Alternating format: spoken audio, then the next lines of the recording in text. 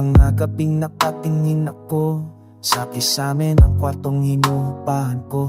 Iniisip kung nakain ka ba ng maayos o naaalala mo pa kung paano ako tumawa noon. Ikaw ay lumuhod sa altar ng pag-asa at ako'y umalis na parang martir sa kadiliman. Sinabi kong maghihintay ako, ngunit hindi ko sinabi kung gaano kasaya. Kita ko ang larawan na ipinadala mo, ang inyong mga mukha sa handaan. Akala nyo siguro masaya rin ako rito. May tinapay, may karne, may init ng ba. Pero hindi nyo nakikita ang lamig ng damong tinutulugan ko kapag walang pera. Ang mga kamay kong namumunas na sahig para sa mga taong hindi ako kilala. Kayo'y kumakain, umiinom,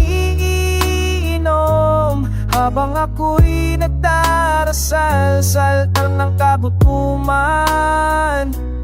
Iniisip nyo naglalakwat sa ako,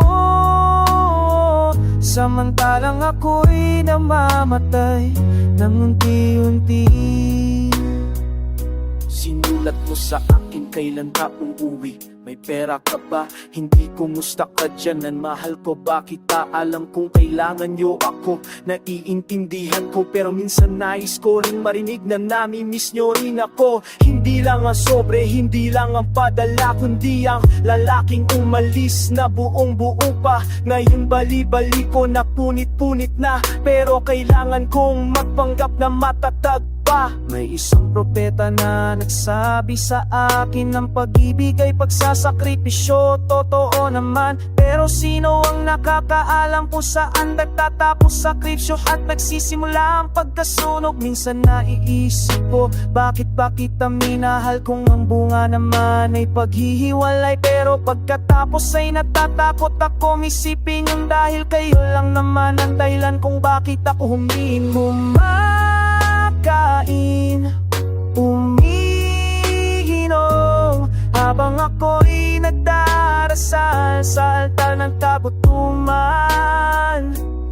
Iniisip nyo naglalakwat sa ako, samantalang ako'y namamatay ng unti-unti. Balang araw babalik din ako, dalang mga sugat na hindi niyo makikita, at magkukwentuhan tayo tungkol sa nakaraan, na parang hindi ako namatay para doon.